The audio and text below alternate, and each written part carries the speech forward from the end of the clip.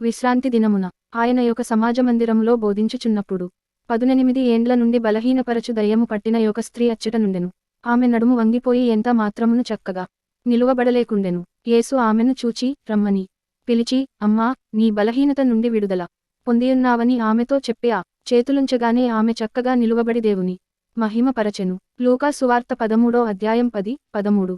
యేసుక్రీస్తు ఈ భూలోకంలో జీవించిన దినములలో ఆయన పరసంబంధమైన సంగతులను బోధించుటేగాక రోగులను స్వస్థపరచెను, దయ్యము పట్టిన వారిని విడిపించెను.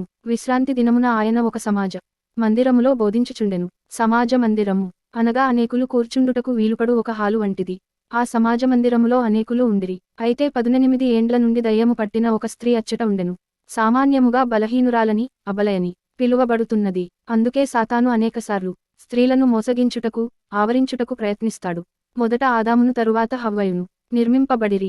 కారా మరియు ఆదాము మోసపరచబడలేదు గాని స్త్రీ మోసపరచబడి అపరాధములో పడెను. 1 తిమోతి 2వ అధ్యాయం 13-14 అని బైబిలు చెప్పుచున్నది. ఇచ్చట ఈ స్త్రీని 18 సంవత్సరముల నుండి బలహీనపరచు దయ్యము వేధించుచుండెను.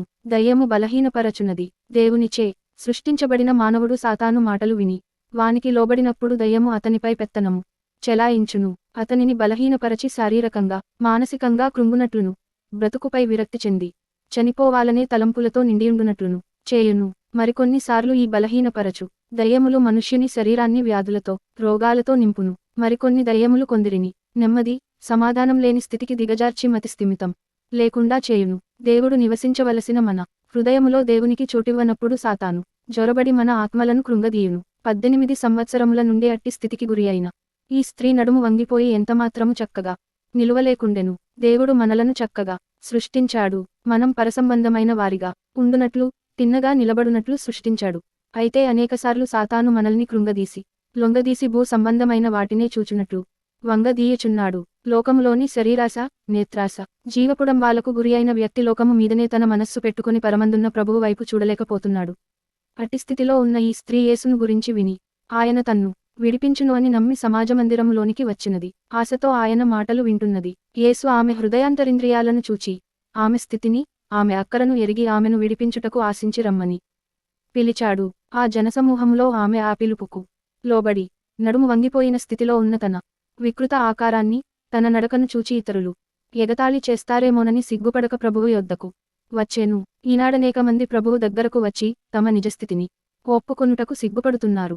అనేక మంది యేసుక్రీస్తును తమ రక్షకునిగా బహిరంగముగా ఒప్పుకొనుటకు భయపడుచున్నారు. మనుష్యుల ఎదుట ఎవడు నన్ను ఎరుగననునో వానిని పరలోకమందున్న నా తండ్రి ఎదుట నేనును ఎరుగనందును.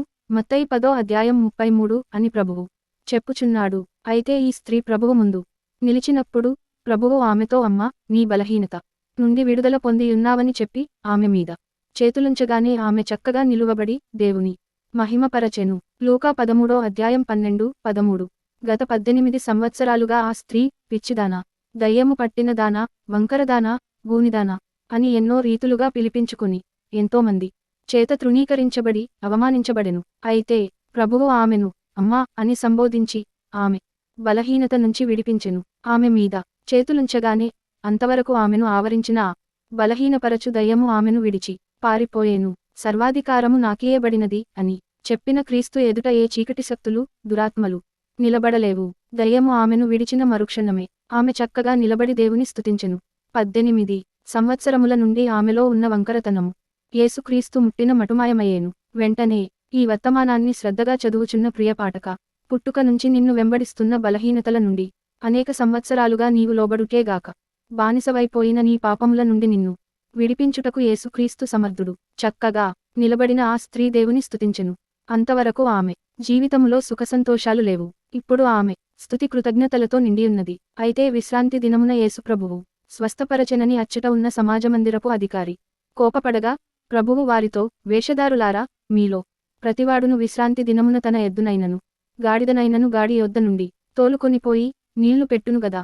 విప్పి 18 ఏండ్ల నుండి సాతాను బంధించిన అబ్రాహాము కుమార్తె అయిన విశ్రాంతి దినమందు ఈ కట్ల నుండి విడిపింపదగదా అనెను. ప్రభువు ఈ స్త్రీని గురించి 18 ఏండ్ల నుండి సాతాను బంధించిన అబ్రాహాము కుమార్తె అనెను.